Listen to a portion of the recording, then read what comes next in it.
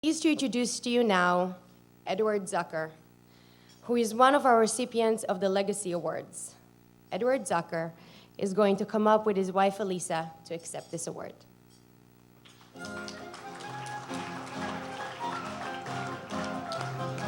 Ladies and gentlemen, on behalf of my mother, Suzanne, my wife, my darling wife, Alyssa, and my children, I want to thank Yad Vashem for this honor.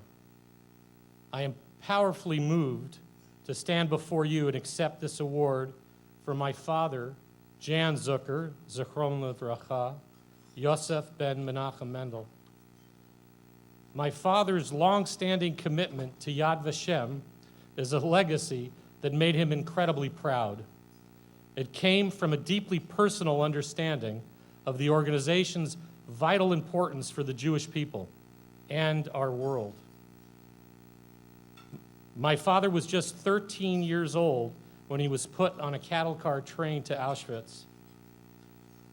He was armed only with his father's overcoat and the foresight to know he would need a new skill set to survive.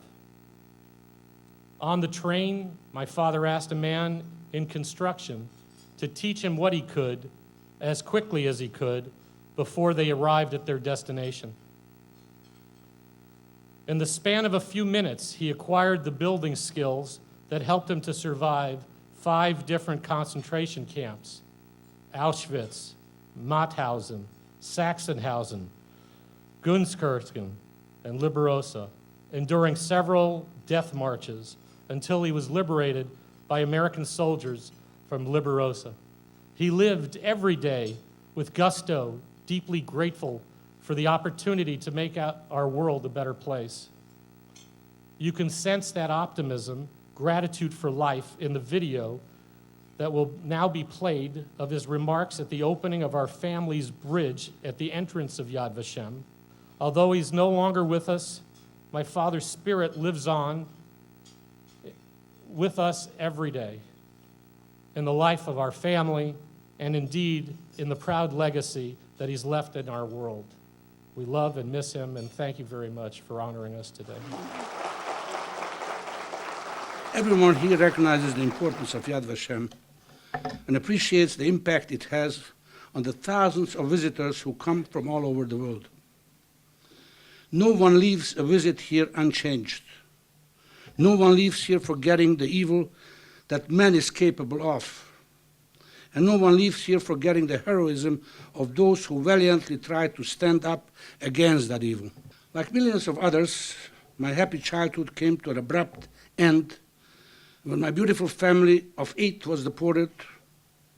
I lost my parents and my little sister in Auschwitz, and I personally endured the horrors of 5 concentration camps before I was liberated by the American soldiers.